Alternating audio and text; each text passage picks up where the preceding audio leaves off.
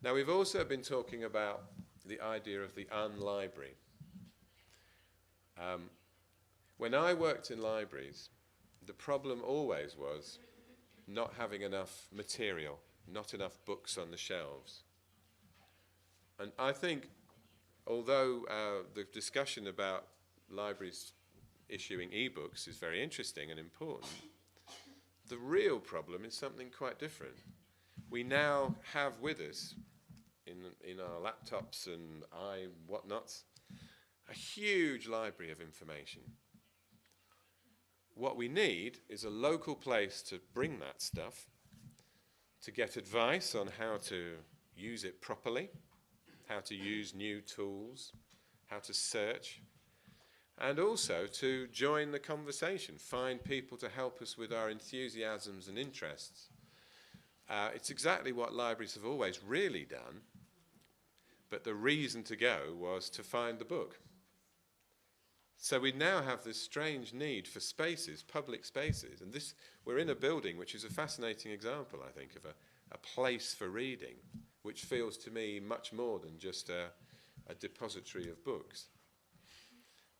We really need to explore what these spaces could be, and also what the skills of unlibrarianship might be.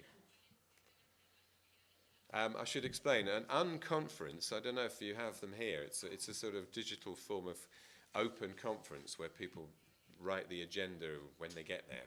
So that's why we use the word unlibrary. What lots of people are talking about, I think, is this need for, in bookshops, book selling as well as librarianship, a kind of hand selling, a much more personal relationship of saying, not here's everything, but look, I've just found something, you might really like this. Samples of things to a very personal relationship, teasing people into trying out something a little bit different. And also, again, although in the UK, as here, libraries have had videos and computers for a long time, I still think we're not transliterate enough in the way that we help recommend across those different platforms. We still have this idea of books, proper, popular culture and everything else. I mean, this is my perception in the UK.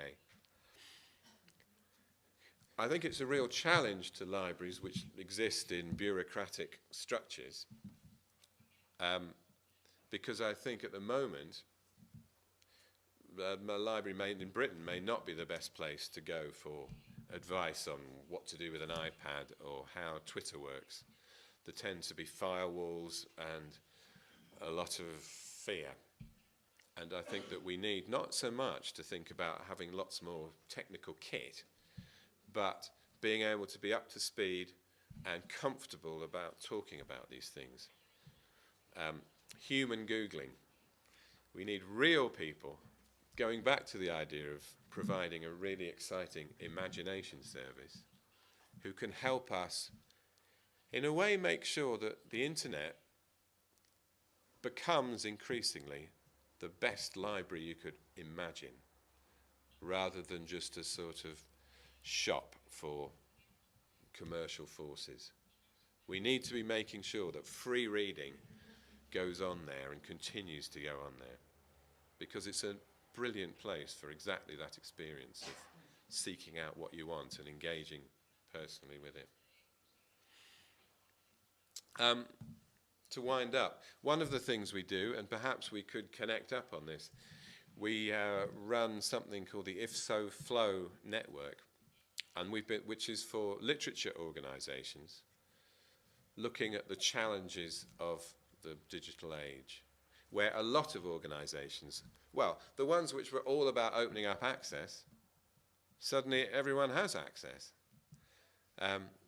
It's quite frightening, and their role becomes talking about what matters, about what they have access to, if you see what I mean. The Poetry Society needs to be saying there's poetry everywhere. You can find it for free online, on YouTube, but this is why it matters. And that is quite a challenge. It's a reverse of quite a lot of what we've been doing up until now. That's just our website. Do have a look in it. I'm going to wind up there, but I think just to finish with this picture, we want to make sure that the dream space of literature survives, so that falling asleep at your laptop is as beautiful and significant and wonderful an experience as falling asleep at your book. Thank you very much.